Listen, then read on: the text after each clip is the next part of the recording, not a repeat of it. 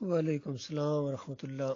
اس روایت پر تبصرہ کرنے کے لیے آپ نے کہا ہے، اس سے پہلے میں ایک اور روایت بھی سامنے لاؤں تاکہ ان لوگوں کا کردار بھی آپ کے سامنے آ جائے۔ نبی علیہ السلام نے فرمایا اذا لم تستحی فاصنع ما شئت، جب تم میں حیا نہ رہے تو جو چاہے کرو۔ یہ بات آج پوری طرح طارق جمیل کے اوپر، مرزا علی انجینئر کے اوپر، توصیف الرحمان کے اوپر، اور یہ جو چوتھا فوٹو ہے جو صاحب بھی ہے اس کے اوپر بھی، سب کے اوپر یہ بات پوری طرح فٹ آ رہی ہے کہ جب حیا نہ رہے تو جو مرضی کرو۔ تو ایمان تو اس سے بھی اوپر والی بات ہے، جب ایمان نہ رہے تو پھر جو مرضی کرو، جو منہ میں آئے بکے چلے جاؤ۔ تو دیکھیں، جب قوم شرک کے اندر مبتلا ہو اور اس کو شرک سے روکنا چاہیے، نہ کہ اس کو اور تھپکی دو اور ایسے الفاظ استعمال کرو جس مرض کے اندر پہلے سے وہ مبتلا ہے۔ اللہ تعالیٰ نے قرآن میں اس چیز کی مثال اس طریقے سے دی کہ یہ جو منافق تھے، یہ رائنا کو رعینہ کہہ کے ذرا اس کو کھینچ کر پڑھتے تھے، جس کا مطلب ہوتا تھا اے ہمارے چرواہے، اور رائنا کا مطلب ہوتا ہے، یعنی ذرا توجہ فرمائیں، بات میری سنیں۔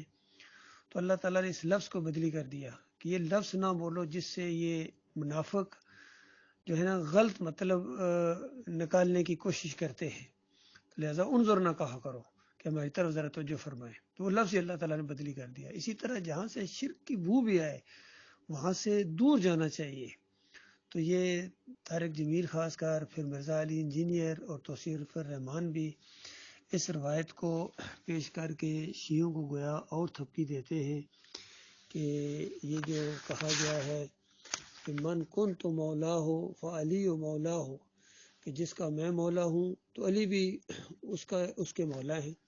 تو اس سے انہوں نے یہ نکالا کچھ لوگوں نے کہ یہ علماء کو بھی مولانا کہنا، اور پھر خاص کر علی رضی اللہ تعالیٰ کے لیے یہ مرزا علی انجینئر اور یہ جو طارق جمیل ہے یہ مولا علی ان کے منہ پر چڑھ گیا ہے، توصیف الرحمان بھی۔ تو بتائیے، تمہیں یعنی ان لوگوں کو اصلی مطلب بتانا چاہیے تھا۔ لوگوں کو علماء کا تو کام ہوتا ہے شکوک و شبہات کو دور کرنا، اب علماء ان کے شکوک و شبہات کو اور مضبوط کرنا شروع کر دیں اور ان کو اس پٹڑی پر چڑھائیں جس مرض میں وہ پہلے مبتلا ہیں، تو یہ بہت بڑا ظلم ہے، بہت بڑی زیادتی ہے۔ دیکھیے، مولا عربی زبان کا لفظ ہے جس کا معنی آقا، کارساز، مددگار اور رب وغیرہ کے ہیں۔ آزاد کردہ غلام کے لیے بھی لفظ مولا استعمال ہوتا ہے، جیسے سالم مولا ابی حذیفہ رضی اللہ تعالیٰ عنہ، اور اسی معنی میں نبی علیہ السلام نے زید بن حارثہ رضی اللہ تعالیٰ عنہ سے فرمایا انت اخونا و مولانا، تم ہمارے بھائی ہو اور مولا ہو۔ تو یہ جو بعد والا مولا کا لفظ استعمال کیا گیا ہے، اس کے علاوہ ہر جگہ جہاں بھی یہ مولا کا لفظ آیا ہے یہ اللہ کے لیے آیا ہے، اور بندوں کو اس انداز سے پکارنا، ان کو مشکل کشا کہنا، پھر ساتھ ان کو مولا کہنا، یہ بالکل اسی طرح کی بات ہے جو اشرف علی تھانوی صاحب نے کہی کہ نبی صلی اللہ علیہ وسلم کے بندے ہیں ہم لوگ، اور اللہ کے بندوں کو نبی کا بندہ کہا جا سکتا ہے۔ تو یہ اسی طرح کا ایک مشرکانہ ذہن ہے ان لوگوں کا۔ اب دیکھیے قرآن میں کتنی مرتبہ یہ لفظ آیا ہے۔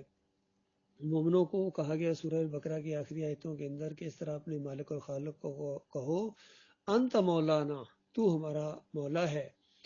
اور سورہ آل عمران میں کہا گیا بل اللہ مولاکم وہو خیر الناصرین، وہ اللہ تمہارا مولا ہے اور وہ بہترین مدد کرنے والا ہے۔ فرمایا سورہ توبہ کے اندر ہو مولانا، یعنی اللہ تعالی ہمارا مولا ہے۔ اور سورہ الانفال کے اندر کہا گیا فَاعْلَمُوا أَنَّ اللَّهَ مَوْلَاكُمْ، اور جان لو اس بات کو کہ اللہ تمہارا مولا ہے۔ اور سورہ انفال میں کہا گیا نعم المولا و نعم النصیر، کہ کیا ہی وہ بہترین مولا ہے، یعنی اللہ، اور بہترین مدد کرنے والا ہے۔ تو اب دیکھیے کس طرح اس وزن کے اوپر انہوں نے علی رضی اللہ عنہ کو ایک تو مددگار بھی بنا دیا، مشکل کشا بنا دیا، یا علی مدد کہہ دیا انہوں نے، اور پھر مولا بھی بنا دیا۔ تو پوری طرح انہوں نے اللہ کا مقابلہ کیا ہے۔ سورہ یونس میں فرمایا ہنالک تبلو کل نفس ما اسلفت ردو الی اللہ مولاہم الحق، کہ وہاں آخرت میں ہر شخص اپنے اعمال کی آزمائش کر لے گا جو اس نے آگے بھیجے ہوں گے، اور اللہ کی طرف لوٹائے جائیں گے جو ان کا حقیقی مولا ہے۔ تو دیکھیے کس طرح کھول کھول کے اللہ کی کتاب اس مسئلے کو بیان کر رہی ہے۔ سورہ الانعام کے اندر کہا ثم ردوا الی اللہ مولاہم الحق، کہ پھر وہ سب اللہ کی طرف لوٹائے جائیں گے جو ان کا حقیقی مولا ہے۔ سورہ محمد صلی اللہ علیہ وسلم میں کہا ذالک بان اللہ مولا الذین آمنوا وان الکافرین لا مولا لہم، کہ یہ اس لیے کہ بے شک مومنوں کا مولا اللہ ہے، مومنوں کا مولا اللہ ہے، اور آج جو نقلی مومنین ان کا مولا کون ہے؟ علی رضی اللہ تعالیٰ۔ تو یہ فرق بالکل محسوس کرتے جائیے۔ فرمایا یہ اس لیے کہ بے شک اللہ مومنین کا مولا ہے اور کافروں کا مولا کوئی نہیں ہے۔ سورہ تحریم میں فرمایا واللہ مولاکم، اور اللہ ہی تمہارا مولا یعنی مالک ہے۔ اور پھر اسی سورہ میں فرمایا فإن اللہ هو مولاه، تو بے شک اللہ ہی اس کا مولا یعنی حامی و کارساز ہے۔ حدیث میں مولا کے یہی معنی ہیں۔ غزوہ احد کے دن کفار بڑے فخر سے کہہ رہے تھے لنا عزا ولا عزا لکم، یعنی ہمارے لیے عزا ہے اور تمہارے لیے عزا کوئی نہیں ہے۔ اس پر نبی صلی اللہ علیہ وآلہ وسلم نے صحابہ کو حکم دیا کہ وہ کہیں اللہ مولانا ولا مولا لکم، کہ اللہ ہمارا مولا ہے اور تمہارا کوئی مولا نہیں۔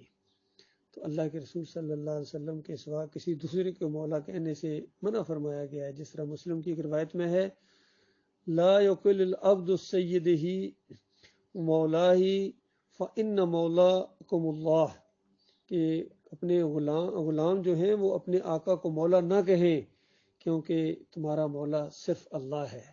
تو آپ غور کیجئے کس طرح کھول کھول کے اس مسئلے کو بیان کر دیا گیا ہے۔ اب میں آتا ہوں آپ کی اس بات کی طرف جو ان لوگوں نے اٹھائی ہے، اور اسی وجہ سے یہ علی رضی اللہ عنہ کو مولا نہ کہتے ہیں، مولا علی مولا علی، اور اسی روایت کو پیش کرتے ہیں کہ من کن تو مولا ہو فعلی مولا ہو، کہ جس کا میں مولا ہوں تو علی بھی اس کے مولا ہے۔ تو اس انداز سے معنی کو ذرا ٹیڑھا کر دیا، اور کہتے ہیں دیکھو جی مولا کے معنی دوست کے بھی ہیں، اور نبی علیہ السلام نے انہی معنوں میں خود کو اور علی رضی اللہ عنہ کو مولا کہا۔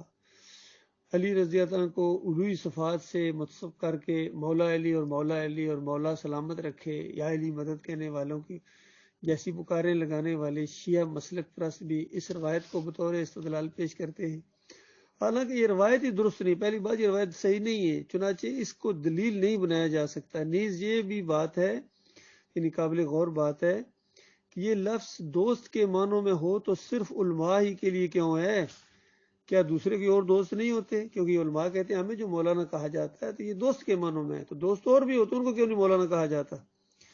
تو اس روایت کے بارے میں کچھ لوگوں نے یہ بھی تشریح اس کی ہے کہ ابو طالب چونکہ ذرا مفلس آدمی تھے، زیادہ امیر نہیں تھے، سردار تھے، بڑی ان کی عزت تھی معاشرے کے اندر، ان کی بات سنی جاتی تھی، لیکن وہ زیادہ دوسرے مالدار لوگوں کی طرح مالدار نہیں تھے، اور اسی وجہ سے انہوں نے علی رضی اللہ عنہ کی پرورش جو ہے وہ نبی علیہ السلام کے یعنی ان کو دے دیا تھا، ان کے گھر کروائی۔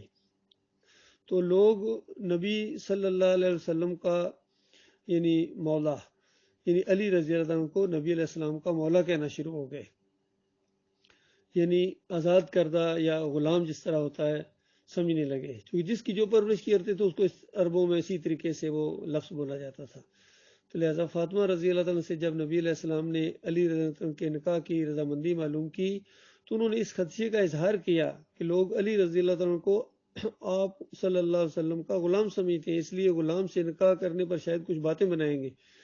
اس خدشے کو رد کرنے کے لیے نبی صلی اللہ علیہ وآلہ وسلم نے فرمایا من کنت مولا ہو فعلی مولا، کہ جس کا میں مولا ہوں تو علی بھی اسی کا مولا ہے، یعنی جس کا میں غلام ہوں علی بھی اسی کا غلام ہے، یعنی جس کا میں بندہ ہوں علی بھی اس کا بندہ ہے، میری طرح وہ بھی اللہ کے بندے ہیں۔ تو جہاں اور جس مقام پر بھی یہ الفاظ بولے گئے ان کا یہی مطلب تھا کہ علی رضی اللہ تعالیٰ میرے غلام نہیں بلکہ یہ بھی میری طرح اللہ کے غلام یعنی اللہ کے بندے ہیں، جس کا میں غلام ہوں اسی کے علی بھی غلام ہے۔ تو یہ اس انداز سے بھی کچھ لوگوں نے اس کی تشریح کی ہے۔ باقی ان کو مدد کے لیے پکارنا اور پھر اس معنوں میں یا علی مدد اور پھر مشکل کشا کہنا، علی مشکل کشا، علی مولا، علی مولا، تو یہ شرک کو تھپکیاں دینے والا معاملہ ہے، یہ خالص مشرکانہ انداز ہے۔ اللہ تعالیٰ نے فریبکاروں کے انداز سے ہمیں اپنی پناہ میں رکھے۔